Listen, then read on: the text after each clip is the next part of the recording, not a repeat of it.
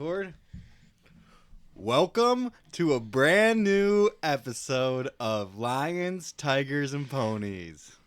This is the Unofficial Detroit Sports Podcast, and we say unofficial for a couple reasons. One, because we're not actually affiliated with any of the Detroit sports teams, and two, we don't actually live in Detroit. You know, we're a couple Lansing guys, a couple Capital boys. But we still love our teams. Yep. 517 goes for all Detroit teams. That's right. No bandwagon fans around here. No, heck no bandwagon fans. Never.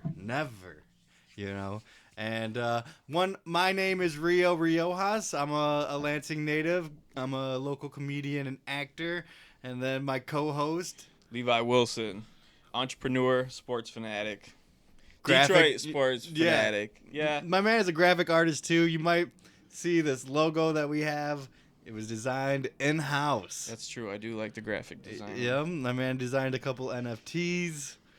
He has some shirts. He like I said, he's an entrepreneur. He be doing it all, and he is a sports fanatic. He's the only guy I know with a positive sports book balance from winning, not just depositing recently.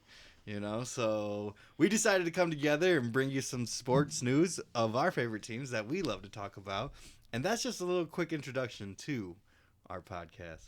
Let's get into it. We got a lot to talk about. Yes, let's go. A lot of news. Okay. All right. So before we get into anything too crazy here, we had some pretty interesting things happening this week. Tuesday. Oh, yeah. The Detroit Pistons had their chance at a first-round pick, which we talked about before, the odds. Let me ask you a quick question, all right? How do you feel about the lottery systems in the leagues? Not just the NBAs, but the NHLs as well. The lottery system, let me hear what your thoughts are right quick.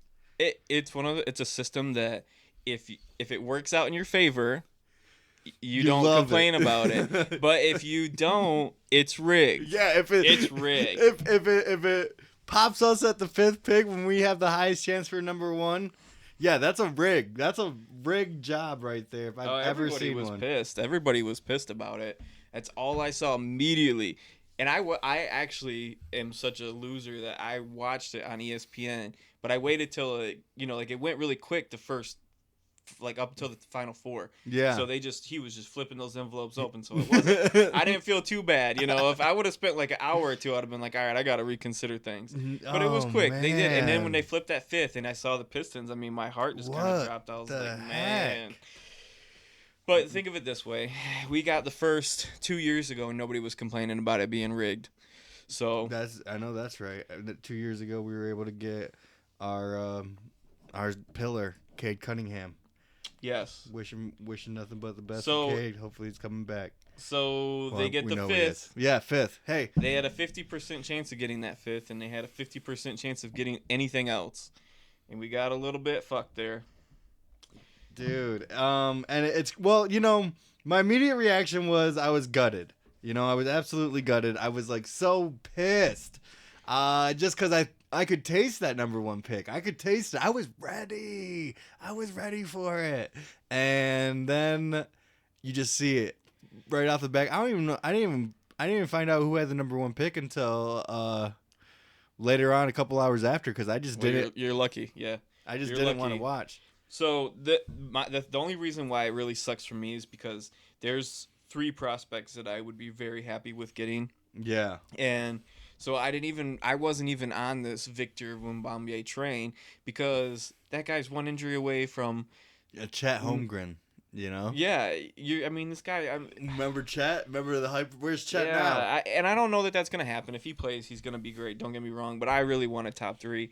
Spurs get it. Charlotte gets 2. Portland gets 3. Houston gets 4, and Detroit gets 5. So the 2 worst teams get 5 and 4, and you have to wonder if it was rigged. I'm not saying it is. I'm not saying it's rigged, but if it was, then they are penalizing the tanking, and they're saying, get the fuck out of here with that garbage. They're not rewarding the tanks. Yeah, do not come out here and win 17 games. Yep. You will be picking 5th. So. And that's what it's designed to actually for, is to prevent tanking.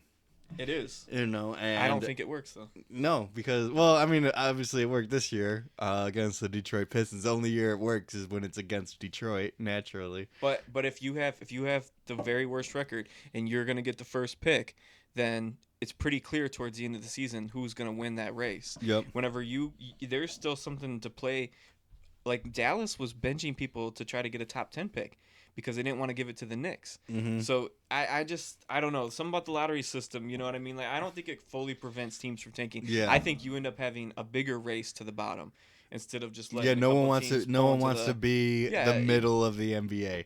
It's the worst position is being in the middle of the pack. Well, yeah, you got to have some dignity, right? Someone's got to have dignity in the league. So, okay, I wanted to share something with you though. So I this isn't like official, but we have the 5th overall pick.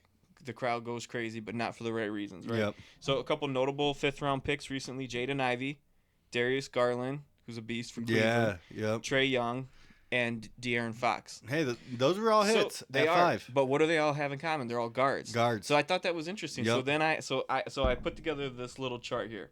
So since like 2011, I went through the top 10 picks and I looked at point guard, shooting guard, small forward, power forward, and center. And I looked at what your chance of hitting on that position. You were crunching the numbers? You were crunching some numbers? But this is what came up, right? So for a point guard, it's a 16 out of 16. It was 16 good, 16 bad. Yeah, I'm looking 50% chance on a hit on a point guard. 50% chance hit on a shooting guard. 45% chance on a small forward. 37% on power forward. 37% center. So that what we saw was true. It does favor guards. Yeah. So a big man's kind of out for me at that pick, because you have so much less of a chance to actually get somebody. And Cade he's not just a guard, right? He can also play a forward, or no? They really played him at point guard. Yeah, right. He handled the ball. Yeah, he was just big. So and Jaden Ivey's another point guard. Yeah, he's plays shooting guard, off guard. So yeah, like a small forward makes a lot of sense. Yeah. That's what they're looking for is at that spot. You're gonna look at a lot of different wings. So and that's a 37% chance of hitting. No, small forward's 45%. Oh, 45. Actually, that's not bad for a small forward. No, not at all. Yeah, that's what I'm saying. It's small forward probably, and that's what's available in that range is a lot of wings. Yep. So yeah, it might not be all gloom, is what I'm saying.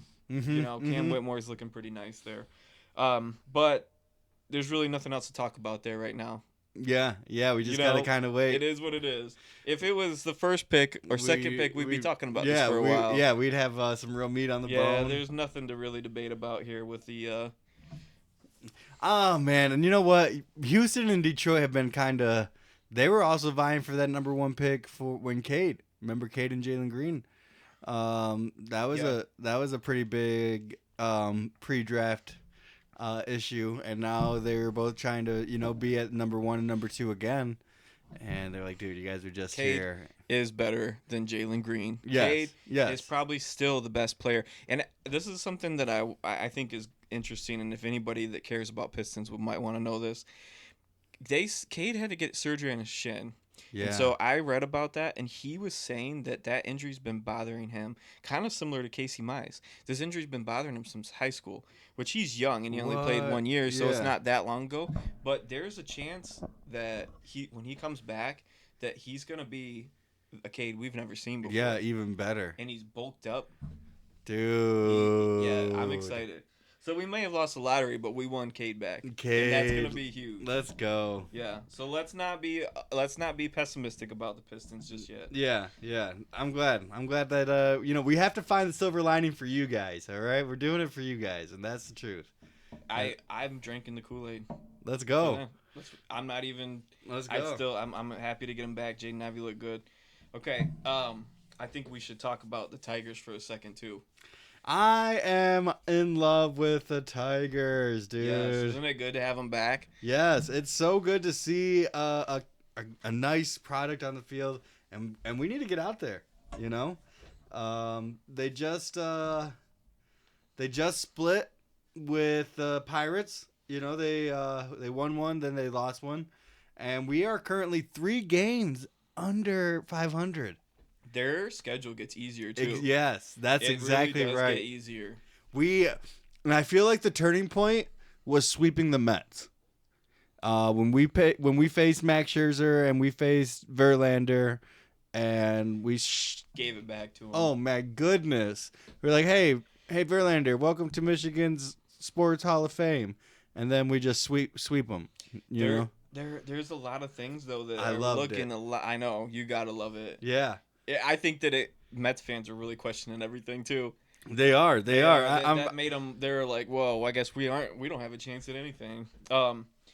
Which isn't true. No, it's not true at all. But like, I really feel like after we swept the Mets, I mean, really, if you look at it, we started winning more than losing, and it's been a good thing on TV to watch. You're watching it's Tigers. a combination of a lot of things. Their bullpen has looked good, Yep. but their bats are starting to come alive too. Oh my goodness! I believe it was you. One of our previous episodes, how you said the Tigers were starting to catch up in practicing techniques and training techniques.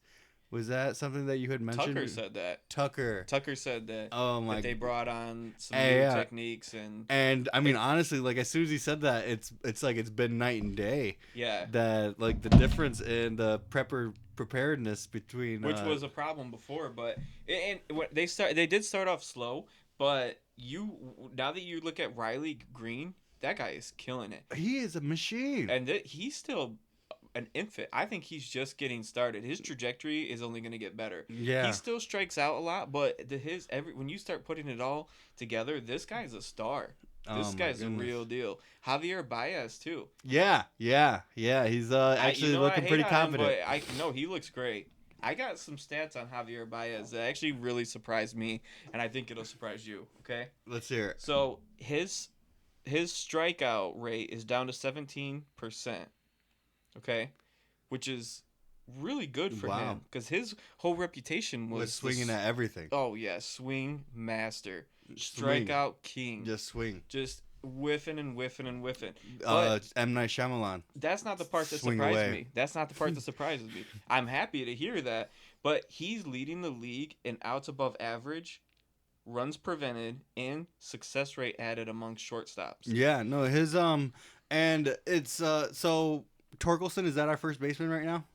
Spencer Torkelson. Okay, so I watch I've been watching it, and you'll see how Baez, he'll make a backhanded stop, then a quick like sidearm flick, and it'll hit Torkelson's glove, and you're like, if that was Miggy, that'd have been an out, like, so he's so good that he might have to, like, I love it, if we had a better first baseman, or Torkelson, once he grows into it a little bit more, where everything that comes his way is just getting caught, it's going to be good, because the stops and throws that Baez is making, the angles that he's releasing that ball at, it's so nasty. Like, the way he'll throw that ball like underneath him, or he'll throw it like sidearm, like it's just nice. His like when he stops it and gets it to the first, it's quick. He's batting with contact too, and then he's connecting. I mean, he's looks like a completely different player. Badu's looking good again too. Even Torkelson's not looking too bad. I like Torkelson. He is a good first baseman. It's just I just hit a couple things where it's like if it's around him, and it's got too much spin or too much speed on it, it might not be a guaranteed stop. If it makes you feel any better, I don't know if they're gonna keep him there or what they're gonna do, but they have another first baseman in their farm system, Colt Keith, who is he's making some good. noise. Oh, I mean, he's legitimately good. He's their number one prospect, I believe. Yeah. He's a first base, and he just hit a cycle. He hit over a cycle.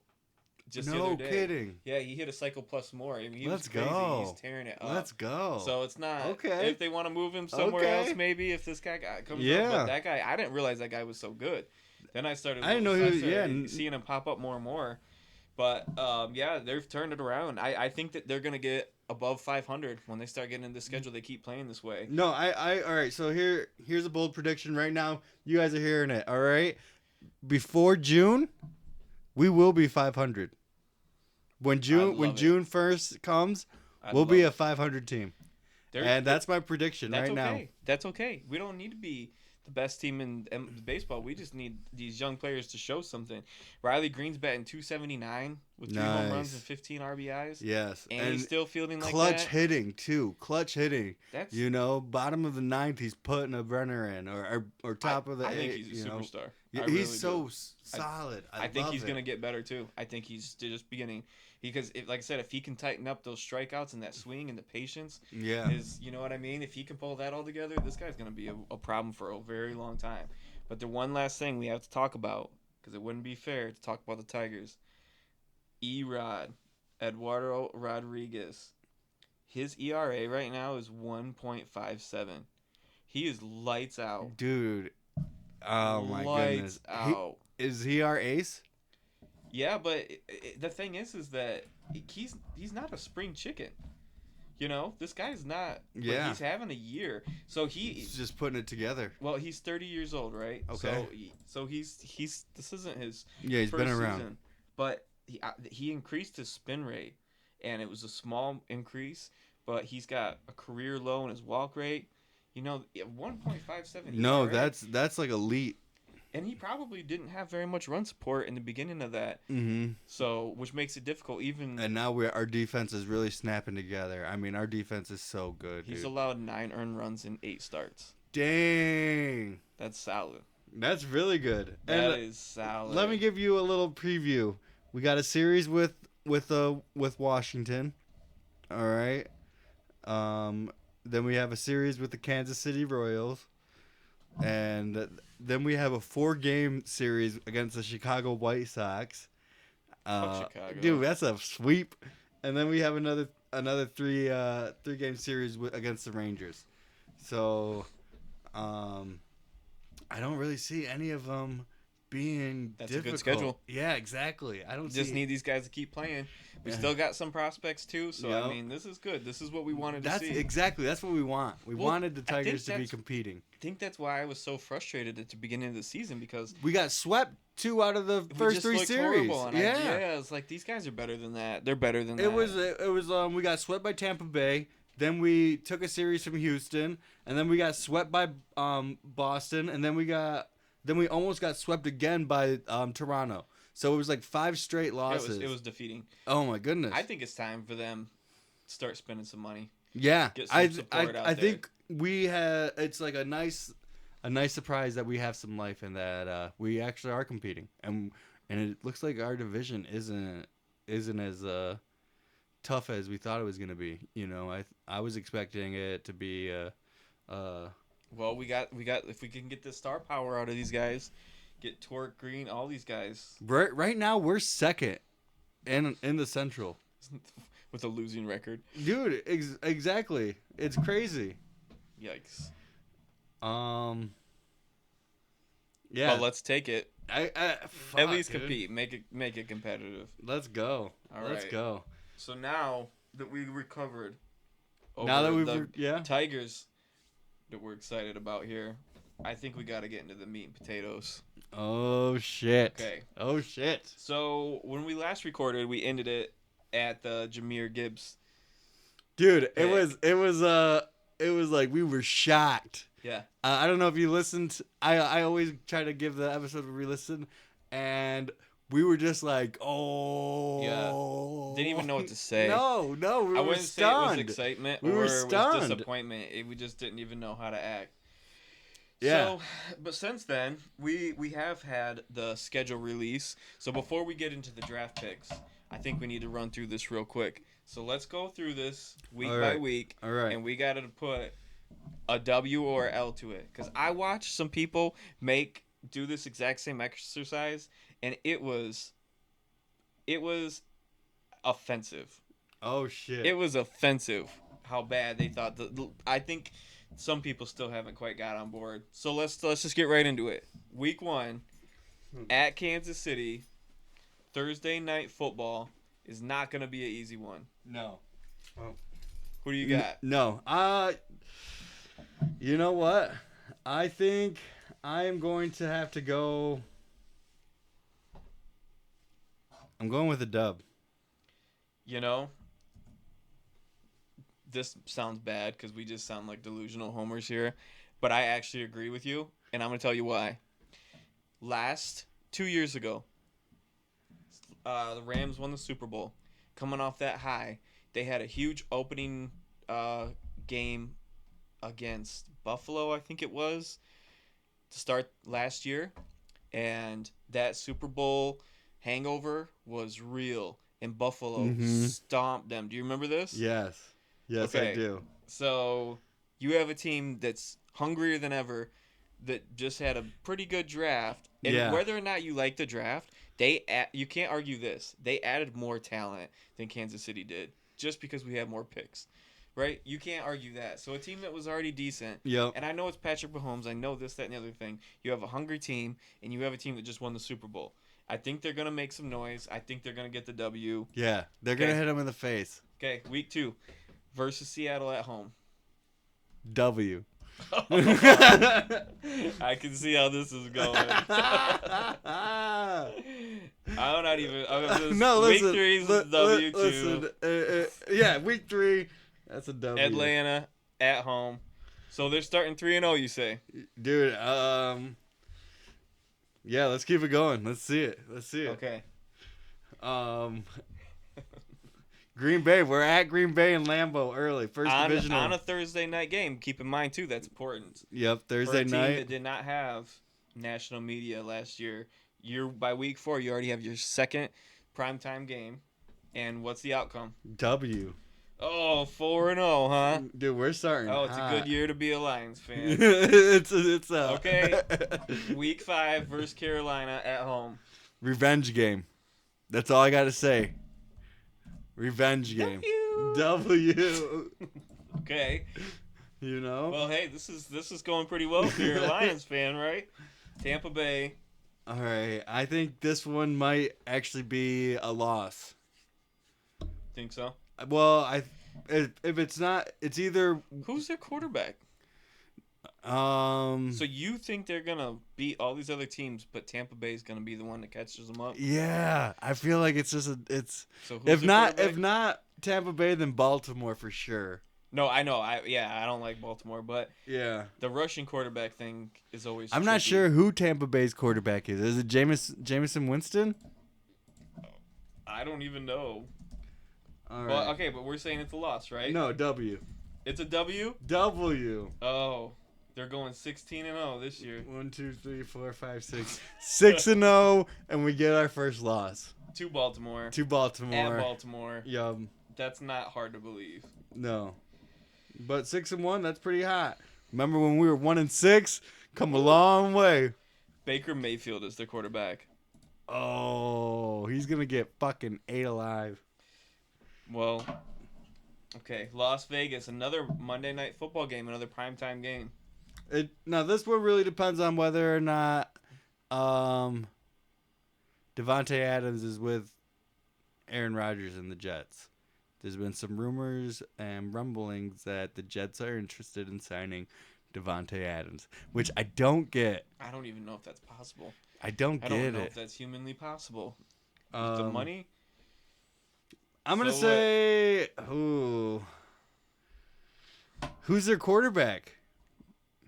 Jimmy Garoppolo. Jimmy G? Yeah. We're winning. W. Okay. I'm going to go. I think we win in Las Vegas. So then we go to LA and we're going to play the Chargers. Dub. I think that's a loss. You do? I do, yeah, just because Justin Herbert? I think Khalil Mack? Can keep up with Austin us. Eckler? Yeah, I just think they're a team that can keep up with us. You think that's a loss? I do, yeah. All right, we'll put a L. Loss after the bye. Then we got Chicago. Dub. Okay. Green Bay. Sweep. Yeah, fuck Green Bay. New Orleans. New Orleans is a team that you can't count out because they always seem to be decent. Dub. But So, and then what about Chicago? Sweep the Bears. So you think that we're gonna go? What do you got? 1, 2, 3, 4, 5, 6, 7, 8, 9, 10, 11. Oh, we got 2 more. Denver. Yeah, we got Denver. We still got Denver, Minnesota, Dallas, and Minnesota. Denver, I think playing in that altitude is gonna trip us up. Loss. Yep. I think they will turn it around with Sean Payton. That's gonna be a tough game. No, the last game is Week 16 against Minnesota. At Minnesota, though. It shows that's our first time playing Minnesota of the season. We played Minnesota twice. Okay, well, what at Minnesota? What do you got? Win. Okay. Oh yeah. Then Dallas. You're right. Dallas and Minnesota again.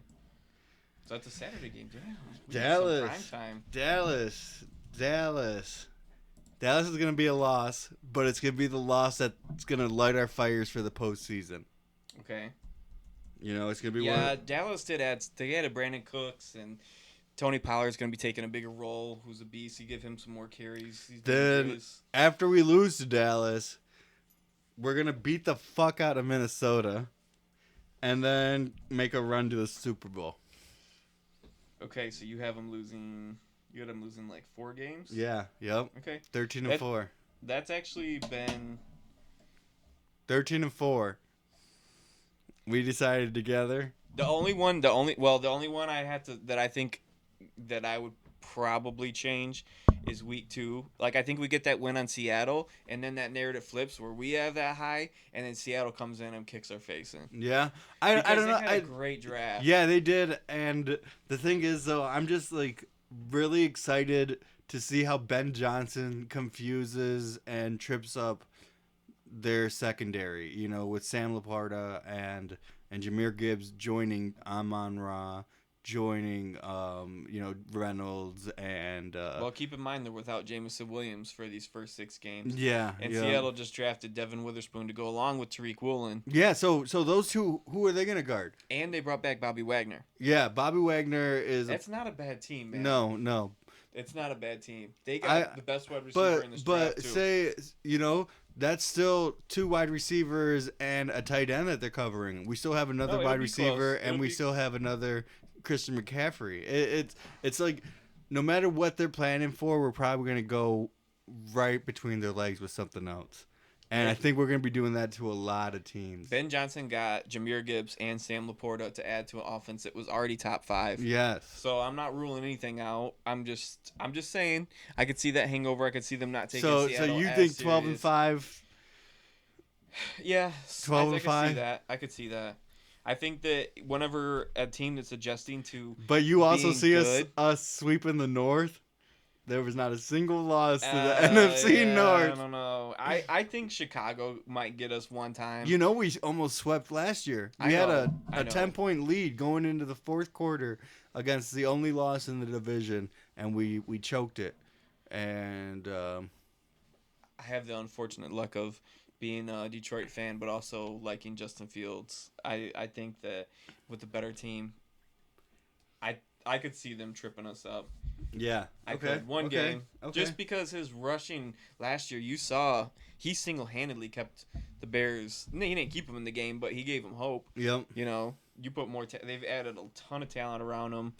And this is the reason why I say I think it's one of these seasons where we won more games than we lost last year. The hype's starting to build. You got more talent. You're becoming a good team, and part of becoming a good team is learning how to win. Yeah. And I could just see almost like under prepping for the teams that you might think that you're better than, and that can be a humbling experience to get your teeth. You know, as I said, it's a perfect example. You go to Kansas, or even if they beat Seattle, I could see them going to a team like Atlanta at riding on that high and not taking it as serious and needing a nice humble kick to get back. You know what I mean? There's gonna be some games like that where that's what happened in Carolina last year. Right. And then right after that, we didn't let off the gas. It happens though.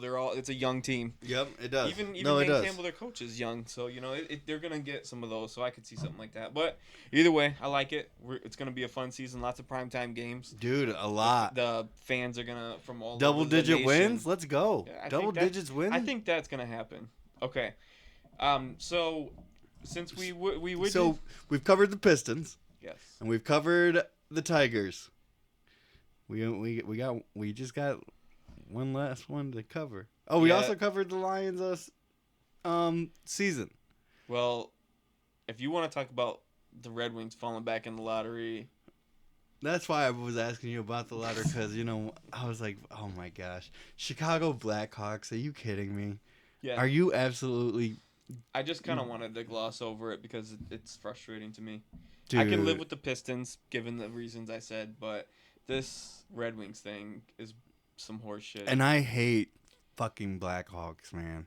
They've fallen back in the lottery every year since 2017, which was also what? Yeah. And that was when their playoff streak had broke, was like the year before that, like 2016, that consecutive season. Yeah.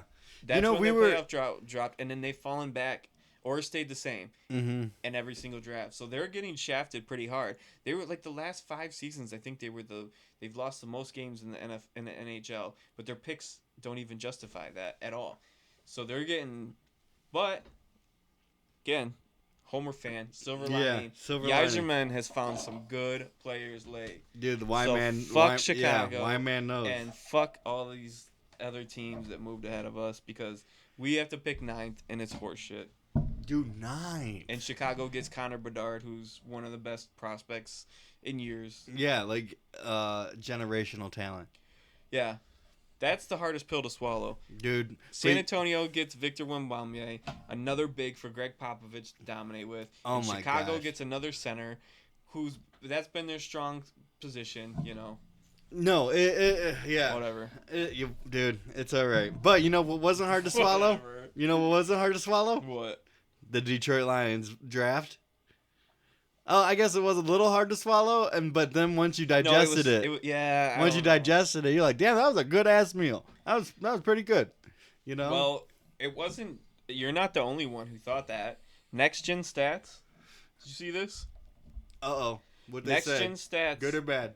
Good or bad? All 5 of our first picks over a score of 82 out of 100. So their tier ranking is really good. Is from 75 to 90, and 90 to 100 is elite. So Jahmyr Gibbs ranked out at 84, Jack Campbell at 82, Sam Laporta at 82, Brian Branch at 85, and Hendon Hooker was at 87.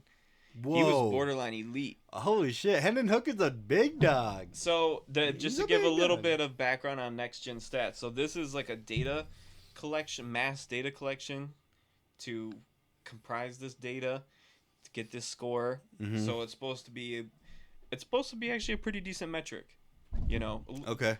A little bit better than like a PFF. So the fact that you get to your 5th pick as your highest ranked one, that's crazy. Yeah. Your 5th, dude, that's a hit after hit after hit after hit after hit.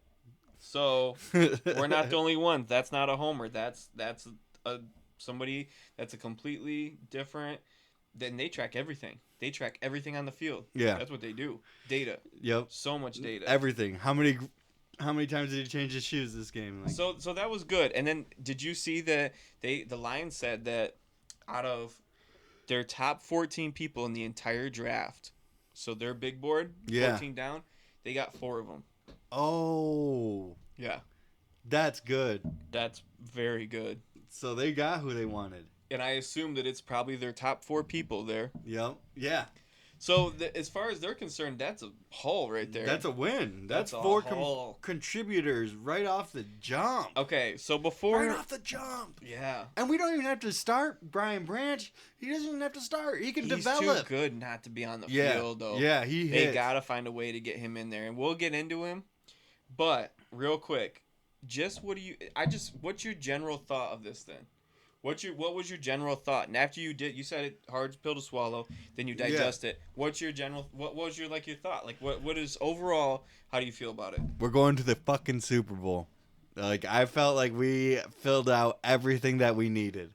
That we got so much talent, and we've acquired for also what we already acquired from off season. It's just gonna be everything. Oh my goodness, I was so happy. I was so happy, and then I trust. Brad Holmes. I didn't question him.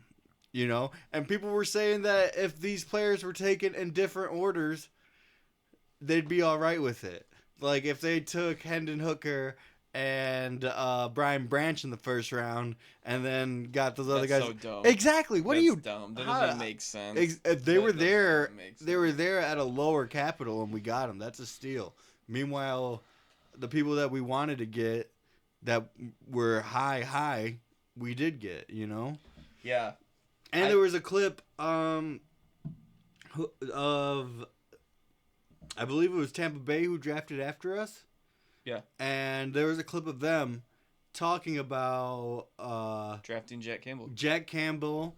Yeah. It was two guys. There was Jack Campbell and there was Clancy. And Detroit went the other way. So Clancy was another guy we talked on this so too about. Yep, as so another guy I really liked so we were on the right track. Yeah. Okay, so the only thing I'm gonna say is that it was split. You went offense, defense. I like that, but I also I like it a lot, and I was really surprised by the positions that they got. But I was in a good way. Yeah. Because everything that I've seen seemed like they didn't value linebacker or tight end.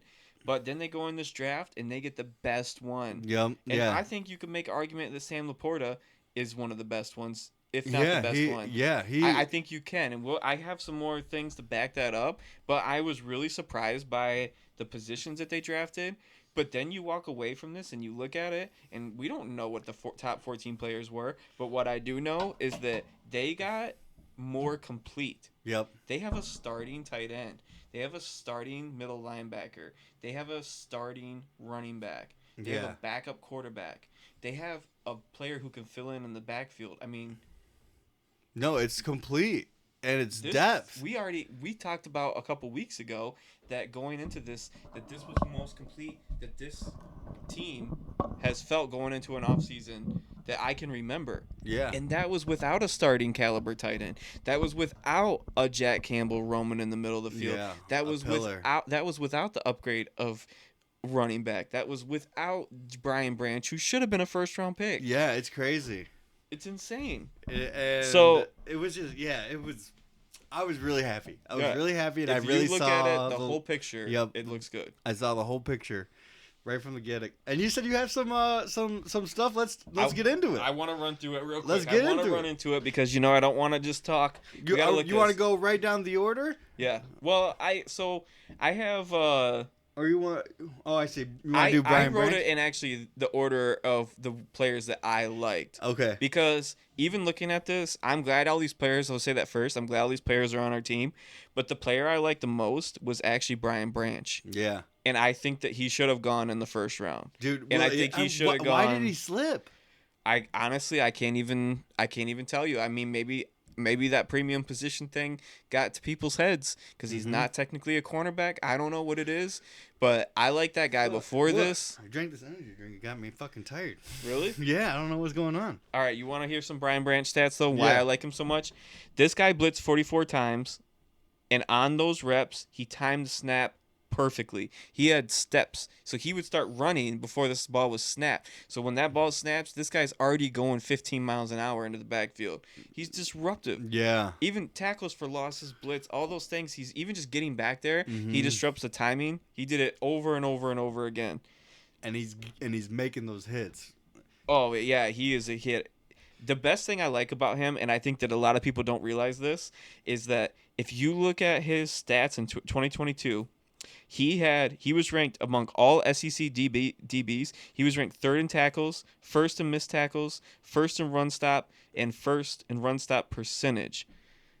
And Yeah. that shows how good of a tackler this guy is. You meant first first in missed tackle percentage, like Yeah, the like they had the lowest, best, the lowest. Yeah, yep. Lowest. And the only reason why that's interesting is because at pick 16, there was another SEC corner who was taken in Emmanuel Forbes. Same size. Really? Yeah, same size as Brian Branch. So a corner who graded out, maybe he's way better in coverage, but Brian Branch is great in coverage. Yeah. So this guy Great can in do the it box. all. And this guy goes as pick 45, but Emmanuel Forbes was pick 16. I don't agree with that. It's crazy. I don't agree with that. So this guy was the best DB in the SEC, and I don't think it was very close. Yeah. But yet he went pick 45. Well, that's good for us. Good for us. He had 58 tackles, 14 tackles for loss, 2 interceptions, 3 sacks in 13 games. This guy was doing it all. Jeez. That's Yeah. that's every line. That's every line. And the character too. He was only one of the only 3 people who stayed around for the second day Yeah. of the draft. Yep. Yeah. He didn't. His leave. pride didn't let him No. walk home like everybody else. So I love this guy. Me too. Brian Branch, if you're watching, and we know you are, we love you. Fucking A. Jack Campbell. So you already talked about how Yeah, he tested out of the water, at his combine, his shuttle drill, his 3-cone drill, his 40, he ran like a 4.5, and the man is a house. He's a brick house. He's like 6'5", just solid, but he jumps, he gives it his all, and you already know he's a Dan Campbell, man. He's a captain, former team captain, and one of the nicest, humblest guys that you could ever meet off the field too. So I mean, I couldn't find a flaw. yeah, exactly. I watched his tape and I couldn't find a flaw. So when I watched his tape, he was as good against the run as it gets, and nobody will debate that. Mm-hmm. But what they'll try to say is that maybe they're not sure if he's as good in coverage. But then you watch his tape, and he was great in zone coverage. Yep, you saw And him. he was fast. And he has good hands. And he had good instincts. He's picking the ball up, or he's catching the ball, and he's running it back too. I couldn't find a flaw. I really couldn't. It was The awesome. more I watched, I was like, this guy is really good. But I think the most telling thing is that all people who didn't like where we drafted him, for Tampa Bay to come out and say we would have drafted him next, Yeah. shut all those people up. Mm-hmm. Dude, and I'm excited. Yeah. I'm excited to see our defense with him. It's another Chris Spielman. You know what I mean? Like It was a position in need too. Yeah, we needed a linebacker. We weren't sure how we were going to address it. None of us really felt like the Anzalone signing was what we needed to go to the next level. But then we draft Jack Campbell, and we're like, hey, you know what? Anzalone's going to be all right. Like, he'll that core looks a lot better now. Yes, It exactly. really does. And I'm excited. Him with Malcolm Rodriguez for these next four years or so. I mean, I could honestly see Malcolm starting over Alex. You want to know this from watching the tape, which one thing I want to add about this is that I always watch tape that was put together prior to the draft, because I don't want like a Lion fan to tell me how good this player is, right? Mm-hmm. But of all the players that I watched, the one that surprised me the most is Sam Laporta, because I didn't know much about him. Yeah. I didn't really know much about him. But then when I watched him, and then I watched a little bit of Dalton Kincaid to compare it to, and a little bit of Michael Mayer, and they might have got the best tight end in this draft because he's the most well-rounded. Yeah. So let me put it this way. Iowa Kincaid tight can ends. run better routes. He's faster. Like, he might be a better receiving tight end, but he cannot block anywhere close to what Sam Laporta can do. And then Michael Mayer is the opposite. He can block better than Sam Laporta, but he's not the offensive threat that Laporta or Kincaid is. He's not lining out. But Laporta's right in the middle. Yeah, and he's running routes and he's blocking. But I watched, the thing that surprised me the most is that whenever he was run blocking, he was driving linemen down the field. Hell yeah. So he's tenacious. Yeah. I mean, this guy, so this is some notes that I had written down here, that he's versatile at blocking. He can be in line or on the move, like a H-back type player. Mm-hmm. His outside run blocking stood out. Just plenty of highlights of him driving people down the field. Yeah, and there's certain programs in the college sports world that when you're drafting, they're going to be drafting a position from that school. They're going to be coming like prepared, you know. Tight end university. Exactly. And Yeah. when you get a tight end from Iowa, you know that these guys are gonna know their ins and outs. They're gonna know what to do, and they're the kind of people that they breed out there in Iowa are tough, hard-nosed players too. They're gonna get to the grind. So for us to have a couple of characters like that who are already, you know, coming from a place that is preparing them. Yeah, like a defensive tackle from Michigan. Exactly. Like, Yeah, no, you're right. And the receiving came through very easy. This guy's good. yeah. This guy's really good. Dude, He's got a little Gronk to him. he looks so good when he has the ball. He's tough to bring down. He's a tank. Exactly. When he's running, it's like it's fluid strides, but it's also like you said, Gronk. I mean, he's just not going down. But that's a weird thing is that like when you watch him, he's got a lot of times when you see players, there's been a lot of tight ends who have that capability because they're big and they're strong, but he doesn't lack in like speed. No. Or route running, Yep. or getting separation, or smart cuts. You know what I mean? Like he plants his foot. This guy's good. And I think we got a good one. He was breaking records at Iowa. Yeah, He was breaking records. So, I mean, these aren't there's a lineage of people who are playing before him that he's outperforming. He was their entire offense. Yeah, he was. Yeah, he was their number one. But imagine what Ben Johnson's gonna do with a tight end that can block or run. Oh, I'm excited. I'm excited. Because I don't need. And there's not the pressure of being a top 10 pick attached with this tight end from Iowa. If he's as good as he looks, and I think he's gonna be, then that trade down is gonna look really good in a couple years. Dude, I'm excited. I'm excited to see it. I think that he has more potential than T.J. Hawkinson. Yeah. Oh, I yeah. do. And we got him at 34. Yeah. I'm good with it. Let's go. Okay. Let's go. So, next guy, I want to talk about Hendon Hooker. Oh, shit. Because backup quarterback QB2. is a... Yeah, that's QB2. a big hole to fill, too. So, I don't want to get into everything about this because I think quarterback is a tough... There's so much that can go wrong. Just a couple things I saw from watching him. His footwork is probably the best in the draft. He keeps his shoulders flat. He keeps his feet separated. And he's accurate. You know, Yeah. he those are the good things about him. He's a general. He's Yeah, he's a prototypical pocket passer. That's what he does. He looks good. But he has legs, so he's a pocket passer that can move, a mobile pocket passer.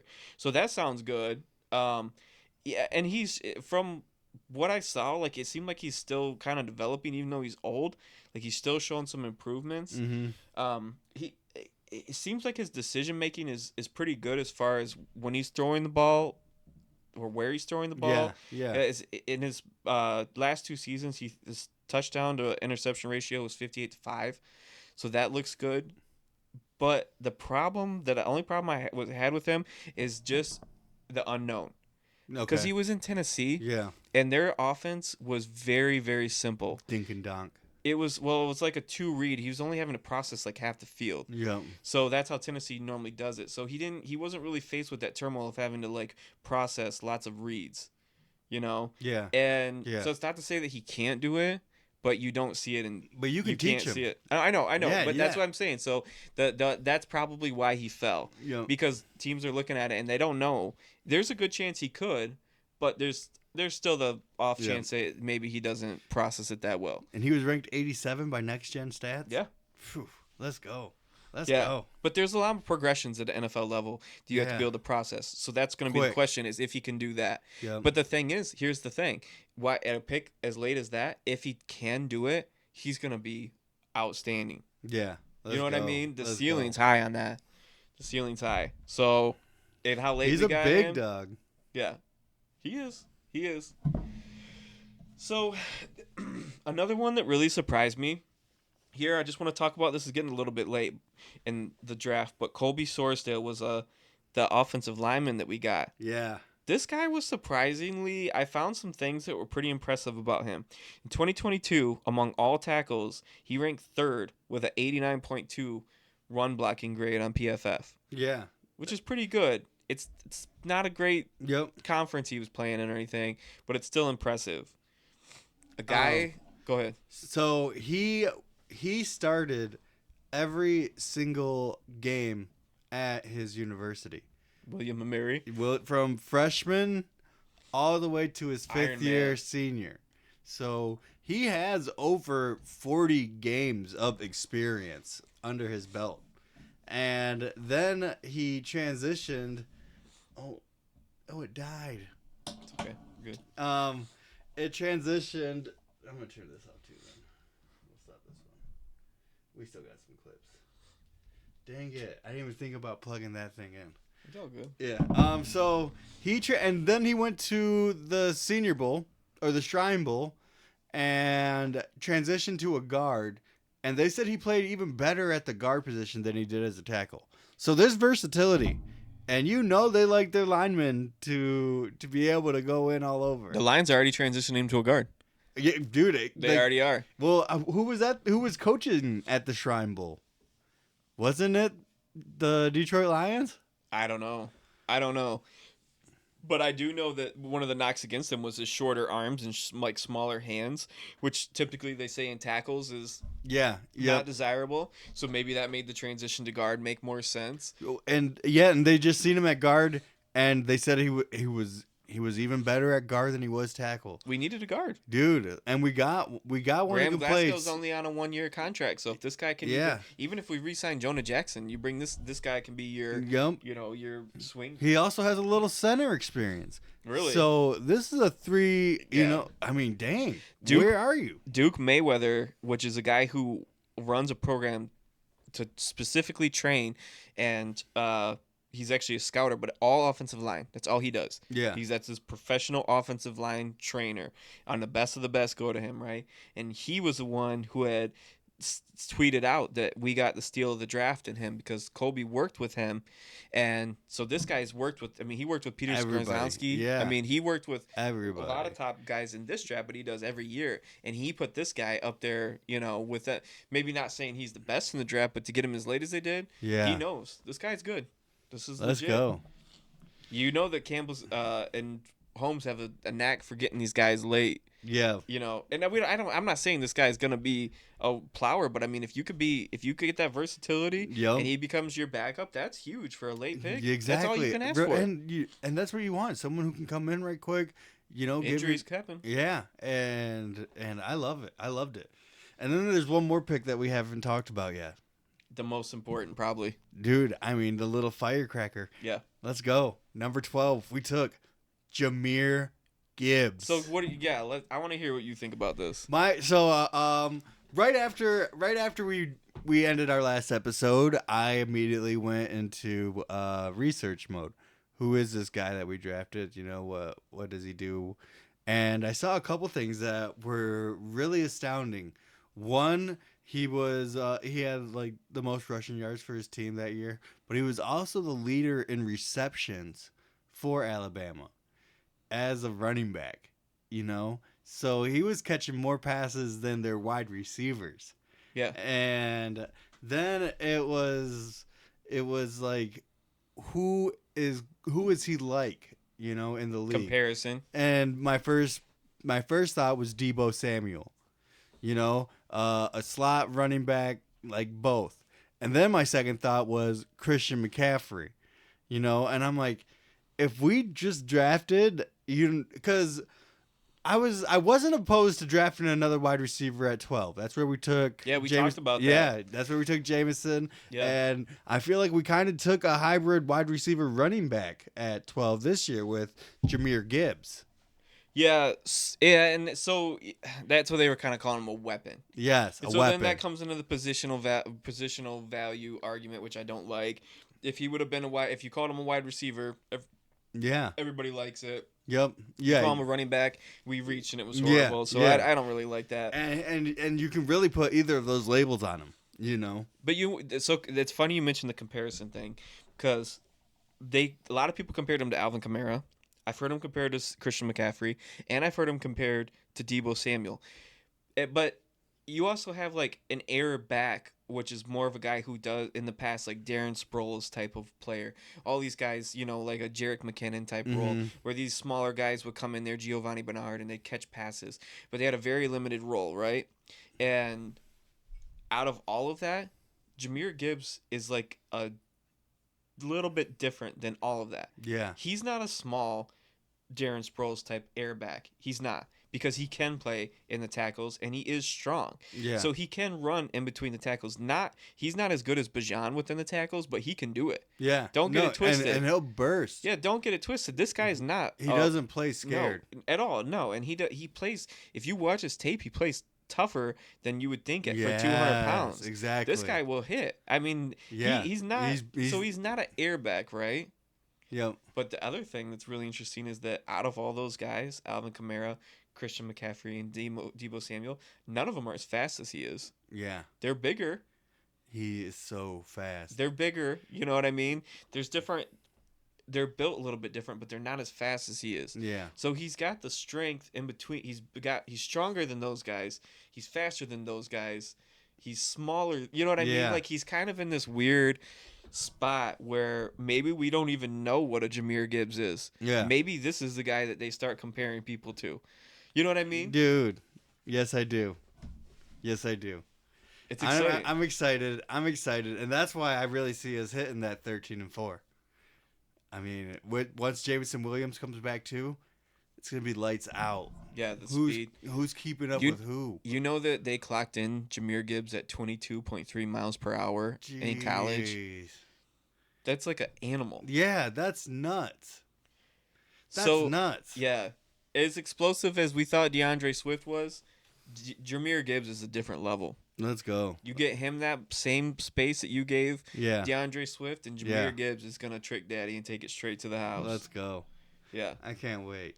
Yeah. So he's got to just improve on his pass blocking. That's about it. Fucking A, dude. If he wants to add a little bit more bulk to himself as he gets in the NFL and work on his pass blocking, but they still have David Montgomery. Oh, my gosh. Yeah. And he will. He's the type of player that shows that type of tenacity to get better, in his areas where he lacks.